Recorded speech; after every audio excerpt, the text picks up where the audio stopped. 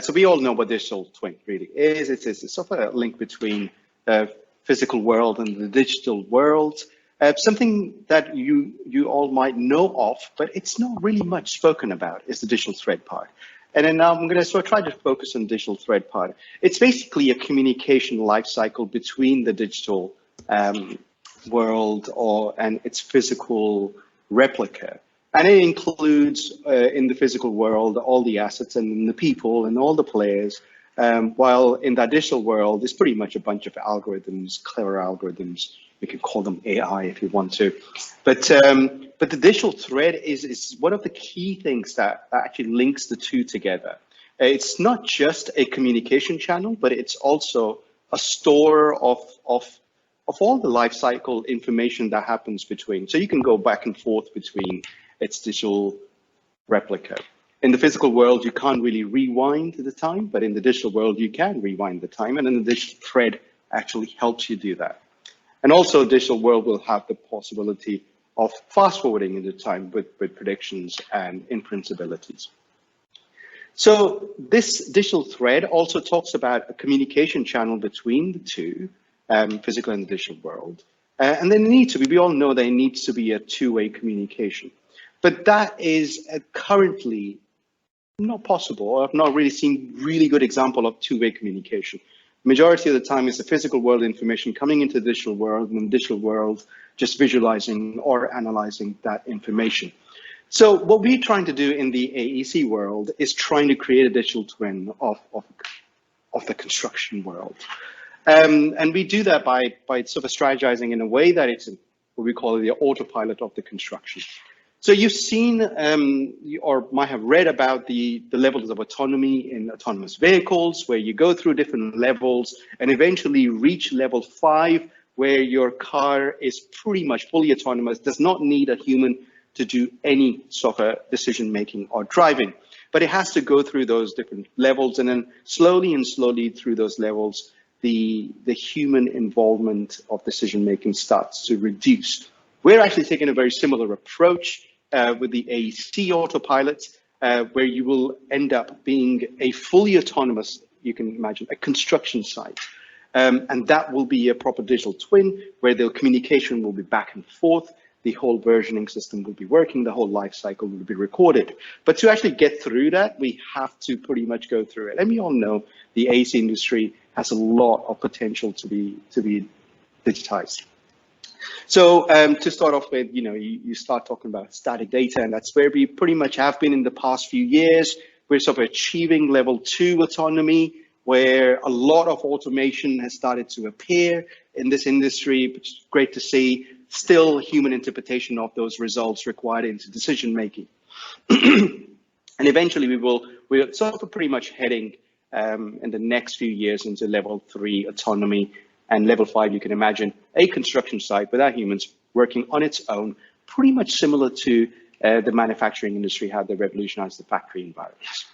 But to just give you a few examples of how we are actually using digital twins, these are real world examples where, I'm going to speed that up a little bit, but you actually, we also believe in digital twins to be 3-dimensional.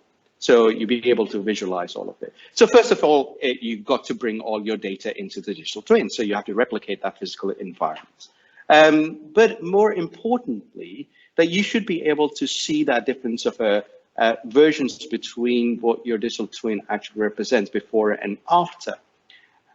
Even more so for the computers, for us, it's very visually rich, but for computers, it's just a bunch of points, bunch of pixels, whatever not. So what we're trying to actually do is make computers understand exactly what is in there, which is the semantic knowledge behind it. So now it knows pretty much, okay, fine, visually it's rich, but it knows exactly what those objects really are. So the green areas are trees, and then the red areas are cars, blue areas are roads, but how they topologically interact with each other as well. So that semantic knowledge, extremely important for that digital thread. Also, the automation's coming in that when we fly drones quite a lot, now, for the construction manager, it's not a guesswork anymore that how much quantitative change that has been happening. You fly the drone a couple of times, the algorithm's going to be able to tell you very quantitatively exactly how much soil has been removed or added to that earthwork that they always want to monitor in real time. Real time is very important. I mean, it's just what is real time? Now, to create that digital thread, it was always like, let's bring all the data from the real world into the digital world.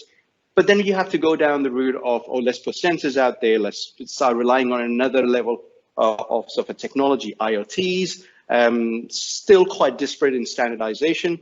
So what we decided that, well, let's not create a new infrastructure. Let's just take existing infrastructure and start to bring that data and try to create semantic knowledge from it. In this particular case, the construction site already had CCTV cameras, so we started to sort of monitor their sort of plant movements around it.